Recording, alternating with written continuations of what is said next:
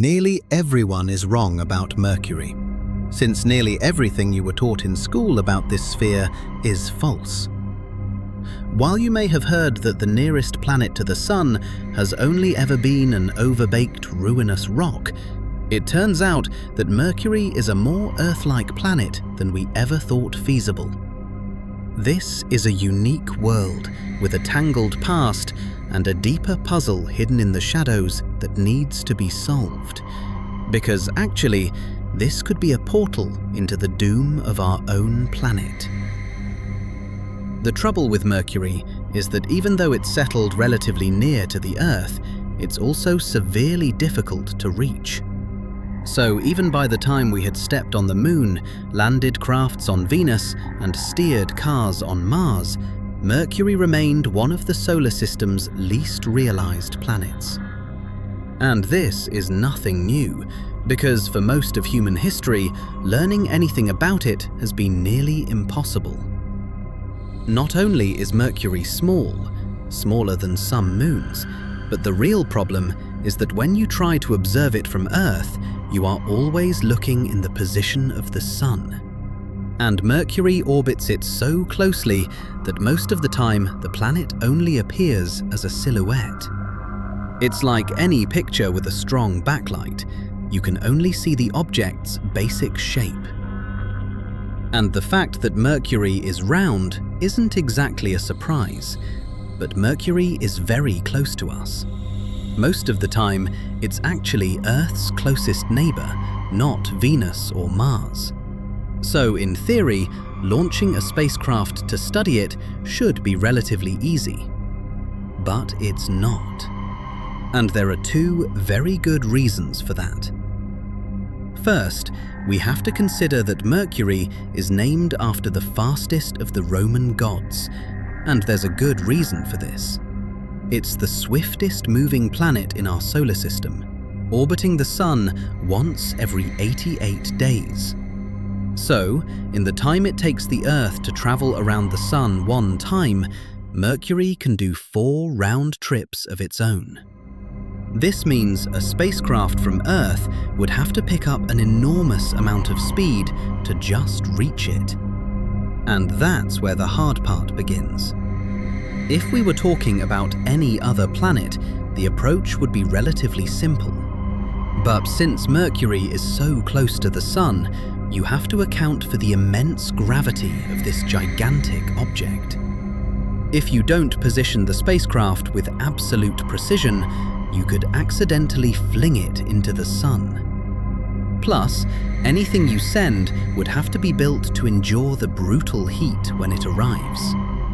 So, when NASA launched the first mission to explore Mercury in 1973 with a probe called Mariner 10, its journey was far from easy. Before reaching its destination, Mariner would fly past Venus, and it did this in order to use the planet's gravity as a slingshot to redirect itself down toward Mercury. It was the first mission to pull off this kind of gravity assist maneuver, and the first to visit 2 planets in the same flight. All of this allowed Mariner 10 to fly past Mercury 3 separate times. However, Mariner was never designed to stay in Mercury's orbit. That is a problem that would take NASA another 20 years to solve. But during its short flyby windows, Mariner 10 was able to deliver the first clear view of our mysterious neighbor planet. And what it found was not what NASA was expecting. As the spacecraft approached Mercury, the planet initially looked a lot like our own moon. Its surface was pale grey and covered by marks from asteroid impacts. One enormous structure that became one of Mercury's defining landmarks is the Caloris Basin, an impact crater larger than the state of Texas. But Mercury orbits the Sun every 88 Earth days, and it rotates once every 59 days. So, 3 rotations for every 2 orbits, which creates a strange pattern. Since both of these motions happen counterclockwise, a single Mercurian day from sun up to sunset and sunrise again actually lasts 2 full Mercurian years. And this means that any given location on the surface endures a year of scorching heat, followed by a year of freezing darkness. One of Mariner 10's most important geological discoveries was the presence of incredibly steep and long cliffs that looked unlike anything seen on the Moon. Some were nearly 3 kilometers high and stretched for hundreds of kilometers in length. But the most surprising discovery was that Mercury has a magnetic field just like the Earth. Before Mariner 10, scientists had expected Mercury to be a completely desolate, virtually dead chunk of rock. That would make sense given its proximity to the Sun. But the presence of a magnetic field implied that underneath the surface, the planet still had an active core. This is what we have inside the Earth. And the power of that magnetic field is what protects us from the deadly radiation of the Sun. So you need one of these in order to have life on your planet. We know that on Earth, magnetism is created by superhot liquid metal flowing around a solid iron ball at the planet's core. In their studies of Mars and Venus, NASA did not find a magnetic field. So we assumed that Earth was the only planet left with an actively spinning core. But the planet began forming around 4.6 billion years ago, and the craters on the surface suggested that it had been bombarded by comets and asteroids for hundreds of millions of years.